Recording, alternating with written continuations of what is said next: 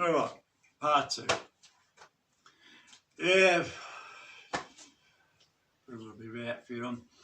Had a couple of big nights, so the less you see of me, the better for me. So, just in the moment, well done.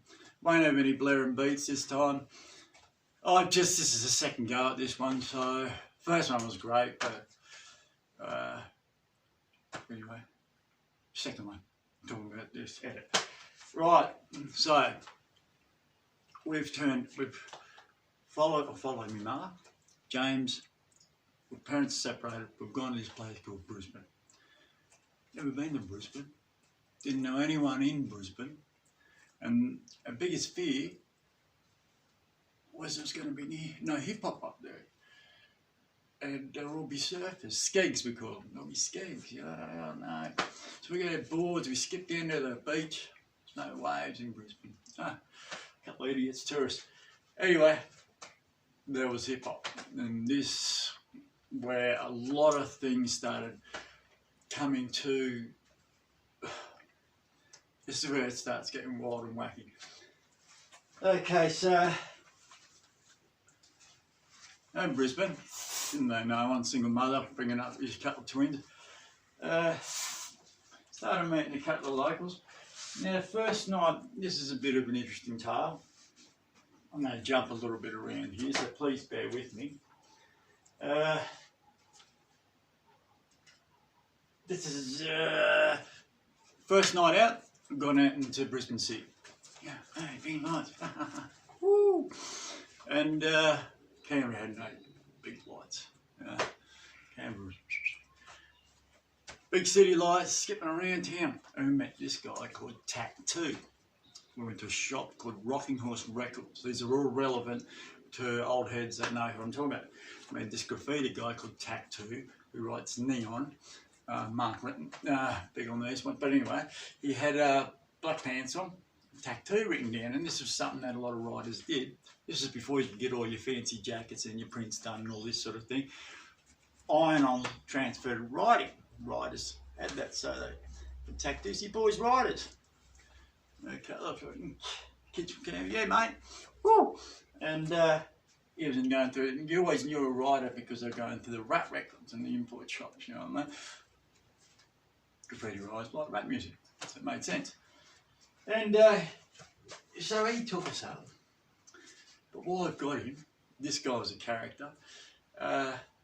While I've got him, interesting story, the first time we most got shot was from this bloke. Interesting time. Now, I'll jump here. So, Neon was the first to smash mixed artists. Mad throw-ups and trains. First panels done in Brisbane was this guy. He loved his crime too. Nutcase, absolutely nutcase. With pricey, you know, doing jobs, breaking enters, you know, and stick-ups and stuff like that. And for an interesting tale, I'm kosher with this bloke, so it's all good now. You know what I mean? So I'm not talking out of school, but this was the first episode.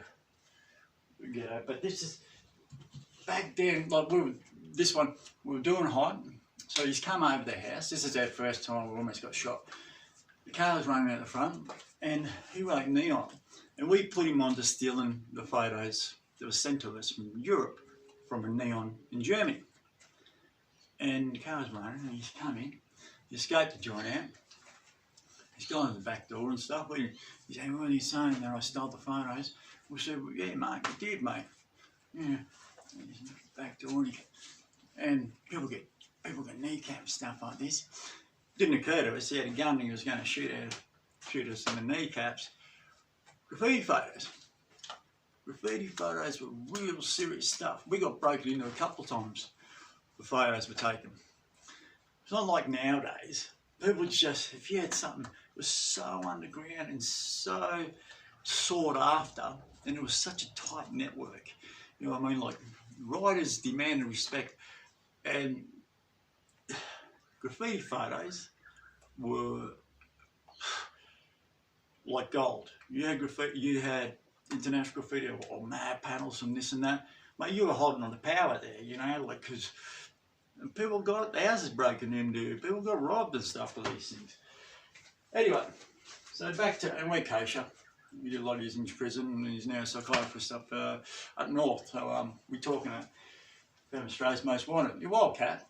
And anyway, that was our first, one of the first times I must be shot. The bee butters. Anyway, so we've gone out this game. We're going out to the city. He's taken us up to a place called Coffee Shop. It's a Friday night. The coffee shop was a church-run joint that gave safe haven to street kids in Brisbane. Now, he's taken us up there. They had paper all over, like butcher paper, so everyone could tag up. And hip hop going in like a dance floor, you know. And that's where we met the Bill All Stars. We met Tony T first time, and then we came back next Friday and met Little J, Peter Frickman, Bill All Stars, so the whole crew. Scan and Doon came to the Gold Coast. Rest in peace, Doon. So it was Simon Markoff, the Incredible. Catch was in it too, but they'd go there and train. Now the thing about the Bill All Stars, this is 1987, beginning 88. They made breaking cool again. No one was breaking anymore. Breakdancing was dead. Like, it was, he's breakdancing, look at this going, whoa, do it around. You know what I mean? The fat had been, he's gone. It was frowned upon laughter, breakdancing, rap dance, So it got played out pretty bad. But the Big All Stars have power moves, and they kept it tight, they kept it clean. No,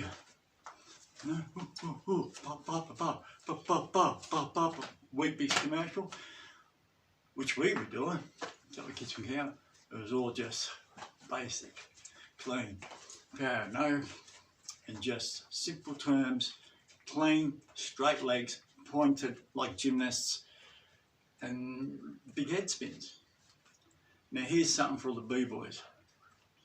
Jill from Melbourne was over, this is Johnny Jill, he was over in LA, he met the scene, but he also met Orko, Ozrock and Little Caesar, the Air Force crew. They had the head spin with the Protec helmet. He brought the video back. Even those guys were breaking already, that's where we got the helmet spin from, which we made famous. But it was through those guys that we were able to. So this is, so we'd go every Friday night. That's what we do. My twin brother, overseas, he got real passionate about it. Oh, we had battles with the boys and stuff like that. And they'd just clean us up. And World Expo had started, so we were all street kids. We were all just cruising around, breaking and stuff, and boys started work at World Expo 88. Met Junior Calvin Fantas there. Boys got work, breakdance in front of the Australian Pavilion. We're getting new track suits each week, and we go, oh, our man, you Adidas track suits, look at the boys. And yes, 88 was when we just moved there. And now, the coffee shop, there was also one Thursday nights as well, which was at Inverpilly, another side of town. We'd go and practice at both of them. And we were also starting to work in nightclubs, breakdancing. Now, people don't know Brisbane. Fortitude Valley is the seedy side of Brisbane. It's like the King's Cross. King's Cross is a fucking joke, you know, but, you know, where the strippers are and stuff like that, and people wouldn't go because there's drugs and bad things happening, crime and stuff, you don't go down. And Fortitude Valley's different now too. It's like a city now. It's like in a city now. The city crowd come to it, but no one would go down there. And it was where the gay clubs would be. It was where underage clubs, where all the thieves and crooks used to go to. And we were breakdancing at all the clubs there. John Hano, Electric Circus. My mum used to come up and turn up to all the shows and stuff like that. And yeah, it was just we're breaking a few nights a week, 5 nights a week, and we just continued to do that for most about our life, is breakdancing in clubs all the way through the mid-90s. I mentioned the girls. So, okay, Bluff was a guy from lived in Morningside. and he was up everywhere. There's some beautiful panels, and he was mates with Andy Mo. And so the first girl I got involved with was his sister, Maria. So I sort of keep everything legit and keep the girls in two. And I got involved with the girl down the Gold Coast, Theresa Muir, and her portraits were doing with her faces. So we'd have graffiti on the side of the car, we'd skip off down the Gold Coast, and always got pulled over. Always, back then I didn't do drugs, so I was alright. I mean, I probably drunk a lot and started smoking a bit of wacky-backy, but, you know, so they'd always search our cars and all this sort of stuff. Red hot, no one had graffiti before we could dance and stuff like that. Well, yeah, no one had graffiti on the side of cars. So, yeah, it's us. And, yeah, I know James is going to want to go into the whole stuff, the Big All Stars and Frickman and stuff like that. We're always practicing on the cardboard out in the line. We were just obsessed, okay? We're obsessed. And we're doing little TV shows. We're doing newspaper. They love the twins. I love James and I because we're twins. Doing newspaper articles, talkback radios, film clips. You know, it's just got hectic. And raves from here to Sydney to Adelaide. But anyway, skipping around. And so, my mother said one day, she said, her parents are separated, and she ended up with a couple of bucks from the divorce. She was always a supporter of James and I. She always believed in what we were doing. That's where we were lucky. Full nutcase, I can't believe it. Like, why? She loved what we're doing. She'd come to the clubs. She loved that graffiti. We wouldn't have achieved so much. We would have done a lot of graffiti and breakdancing, but we wouldn't have the magazine. She did the books and stuff. She was the brains. She was the one who held together, set up the accounts and stuff like that. You know, there's no way. We did a 6-month diploma course for commercial art. We moved to Brisbane. And we learned how to lay it out, just cut and paste and letraset and photocopies before computers, you know, before computers and stuff, you know, beep, beep, beep, beep, done. No, it was all hand done. And she said, do you want to do a graffiti magazine? I don't know where she got that from. Probably got nuts on graffiti. Or some birthday cards. And guess what? Graffiti mag, hell yeah, you know what I mean? Now, some information. The only 2 magazines we had seen, and the heads will know this, Vapors. Can you see that? Turn the studio light up. Vapors. This was the Bible for Australia. This was an incredible magazine. It was all by a guy called Blaze, and he had a few of these issues out. And it was all, you know, cut and paste as well, letraset lines, rap reviews, some fantastic graffiti in there from the late 80s, early 90s and mid. Just incredible magazine, incredible. If these guys had colour, they would have kicked our ass well and truly. The only thing we were lucky enough that when we first issues and stuff, we were lucky to have colour because this was a lot better magazine. And the only other one too, rest in peace, Phase 2, the New York legend, was this. And there's an A3 thing, a couple of Australian. And look, if someone had one of these things, you went in the water, you know, you just freaked out. What? And this was a good mag because it also had, you know, people's rights and revolution stuff and things like that. So, you know, we got chatting to him through hype and stuff like that. He was, you know, painting New York whole cars back in '72, the year I was born, this guy, you know, I mean, please. And the style developer of graffiti, you know. So they're the 2 mags we saw. So we started making hype. And started breakdancing, we're doing the breakdance all the time, working in clubs, touring. It's just, there's so much, and I know there's a couple of things on the channel I've put up before, but never really capture how hectic it all got. I can't really capture the whole thing, and I know there's going to be things I think about. Okay, so with the mag, we had subscriptions. Mum's not here. We also was silk screen and making t-shirts and stuff like that, airbrush t-shirts and stuff like that. It was turning a business, and sure we got a lot of hate to start with, a lot of jealousy, you know. That was all part of it. Everyone's had a go, don't worry. Everyone's had a go. In all sorts of ways, break-in enters, death threats, I mean, just years of it. Public fucking, you know, it comes into church, which is okay, it's just fine with it, you know. It's just another one having a go, but again, much now, but back then it was a lot of that. And so we hadn't opened the shop, we hadn't opened the shop.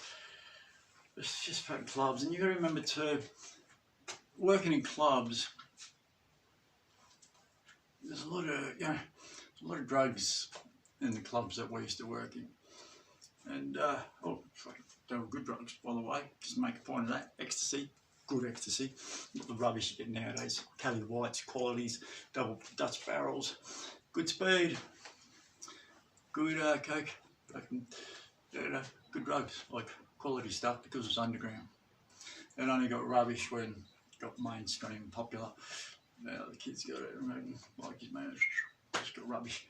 So you'll never see that again, all the imports and that. You'll never see the quality again, ever, never.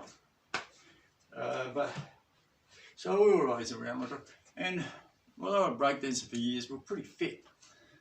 So, but I realised I spent my whole life on substance abuse. I mean, the detoxes, rehabs, detoxes, being there, over there, that one over here, and had a crack at that one, did that one, who took that to go with that, to make sure it didn't do that, and make sure that one didn't happen. Now I'm just, man, I'm almost 50 years old. As long as I don't hurt anyone, as long as I don't hurt myself, I'm just really, I'm not trying to stay clean.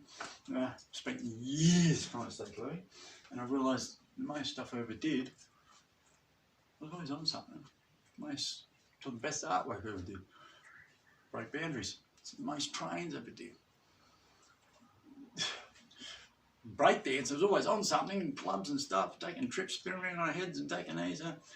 We're always on something.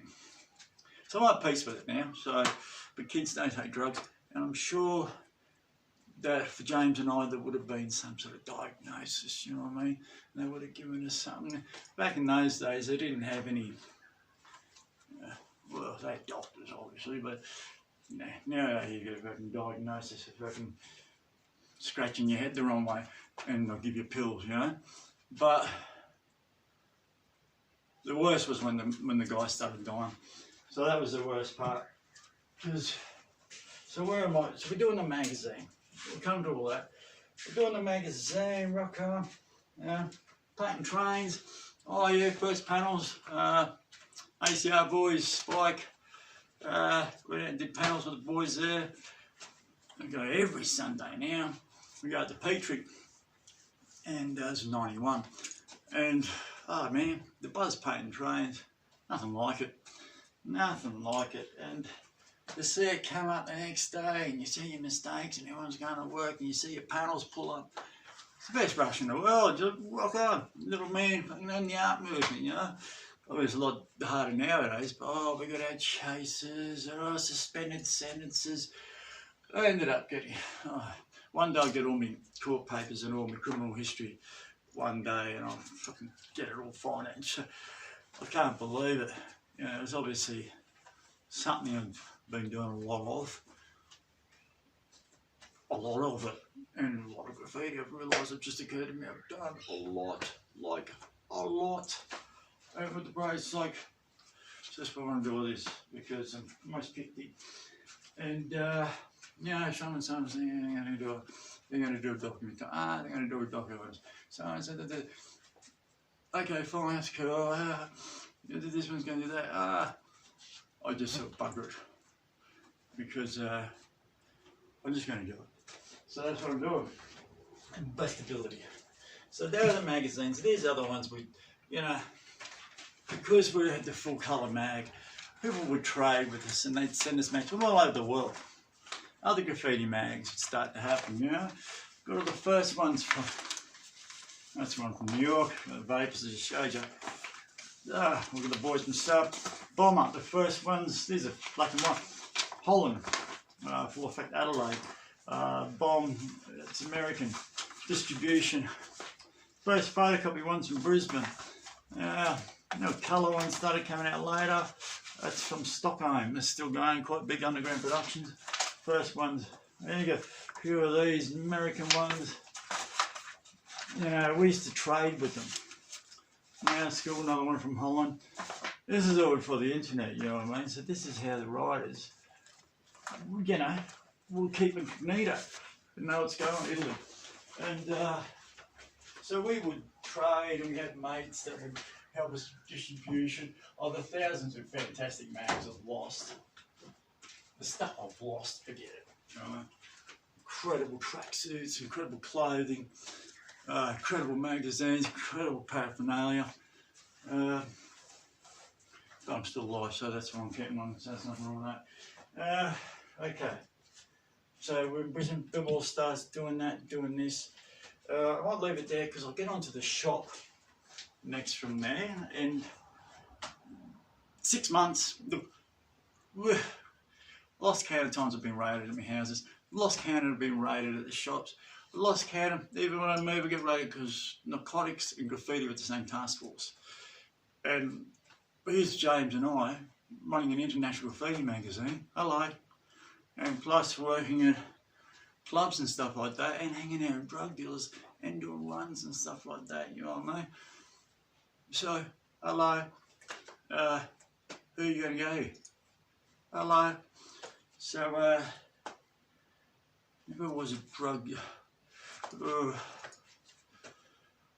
yes, when Barry went first, because we were taking, all kids, we're on the drugs, go next to, hey guys, hey, no, well, all the rides we're doing, hey, take the next to, rock off, we found the answer to peace for the world, yeah. Right.